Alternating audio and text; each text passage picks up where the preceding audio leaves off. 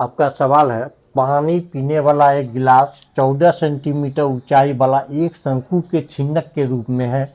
उसके दो वृत्तीय सिरों के व्यास क्रमशः 4 सेंटीमीटर और 2 सेंटीमीटर है। गिलास की क्षमता ज्ञात करें। तो एक पहले हम गिलास बना लेते हैं। आपका गिलास इस शेप में आएगा। इसमें क्या क्या दिया हुआ है?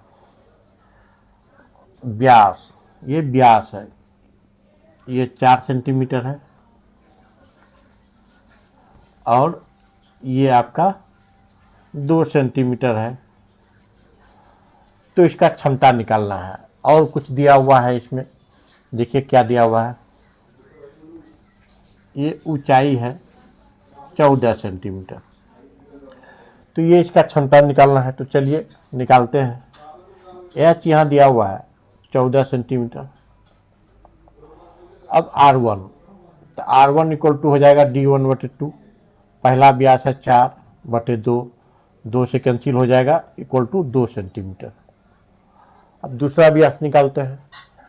R2 इक्वल टू हो जाएगा D2/2, 2/2 कैंसिल होकर के 1 सेंटीमीटर हो गया। अब दोनों त्रिज्या निकल गया, R1 और R2 निकल गया। अब गिलास की क्षमता निकालना है। यदि आप मेरे चैनल पर नए हैं तो लाइक एवं सब्सक्राइब कर लीजिएगा। अब चलते हैं गिलास की क्षमता निकालने के लिए। तो गिलास की क्षमता, गिलास की क्षमता बराबर क्या होगा? ये शंकु यानी छिन्नक, ये क्या गिलास बना रहा है, किस आकृति का है? छिन्नक का है। तो छिन्नक का आयतन, तो छिन्नक का आयतन का फॉर्मूला होता है 1/3 πh R1 square plus R2 square plus R1 into R2।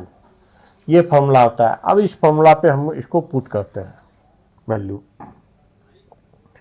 1/3 πh। अब देखिए h मेरा दिया हुआ है, h कितना है? 14 सेंटीमीटर।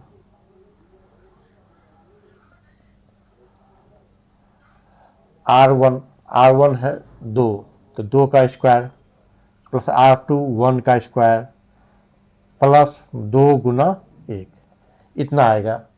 अब देखिए 1/3 पाई का मान नहीं दिया होता है तो 22/7 लेना है, गुना 14, 2 दूनी 4 प्लस 1 प्लस 2।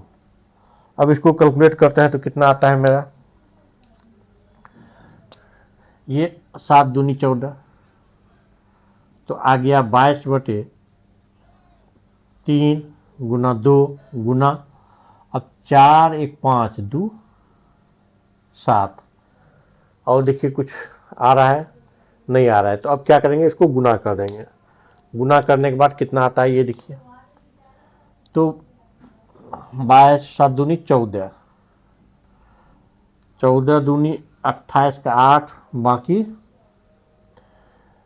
2 और 14 दूनी 28 और 2 30, 308/3 इतना आया।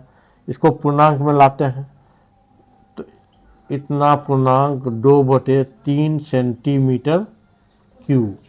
ये मेरा गिलास का क्षमता निकल गया। यही आपका आंसर होगा। चैनल पर नए हैं तो लाइक और सब्सक्राइब कर लीजिएगा।